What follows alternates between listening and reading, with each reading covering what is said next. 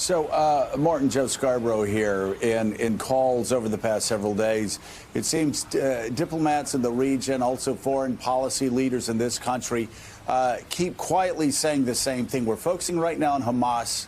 We're focusing right now on the missiles. But what the Israelis should be most concerned about is the civil unrest. Arabs make up 20%, obviously, of Israel. And the Arab Israelis and the Israelis for the first time inside the country really experiencing flashpoints. Can you talk about that and talk about the long-term danger that poses for the nation of Israel? Absolutely, Joe. Look, as you indicate, look, this is the fifth round of fighting between Hamas and Israel in the last 15 years. So there's a certain cycle. Presumably, there'll be, unfortunately, going to be more dead on both sides. Then there'll be a ceasefire negotiated of some kind. And then the conflict will go on hiatus, if you like, till the next round. What is new is the fighting inside Israel between Israeli Arabs and Israeli Jews. And that is a very significant deterioration in relations inside the country that is extremely fragile based on that. On an easy relationship between Jews and Arabs. That is now falling apart.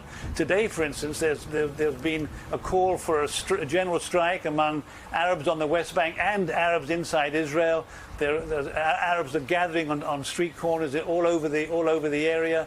There's been another terror attack foiled on the West Bank. There's 8 terror attacks foiled on the West Bank in the last 3 days. So it's building up, and that the possibility of putting that genie back in the bottle, if you like, of Arab unrest against Israel. And not only Arab unrest against Israel, I have to point out, it's also Israeli unrest against the Arabs. These are basically mobs on both sides who are not fighting each other and mob against mob. It's both sides, Jews and Arabs, looking for easy targets, beating them up, in some places killing them. One Israeli Jew who was severely beaten a few days ago, he died.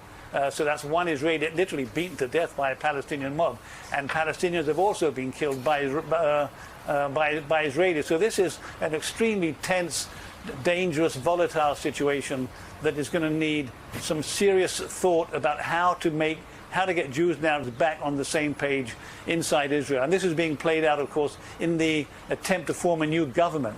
Prime Minister Netanyahu has gathered support from the right wing over the last several attempts to form governments, his fourth in 2 years, by whipping up discontent with the Arabs. And the Arabs feel disassociated from the country. This is not something that comes just from the violence in Gaza now. It's something that's been building up for many years, whipped up by right-wing politicians in Israel, and Arabs feeling disenchanted, separated from the state, losing their role. They're not so sure of their position inside the country anymore. They're young, they're angry, they're hopeless because many don't have jobs. This is a very volatile situation, Jews and Arabs inside Israel, that does not augur well for the future, Joe. All right. Thank you so much, NBC News' Martin Fletcher. We greatly appreciate it.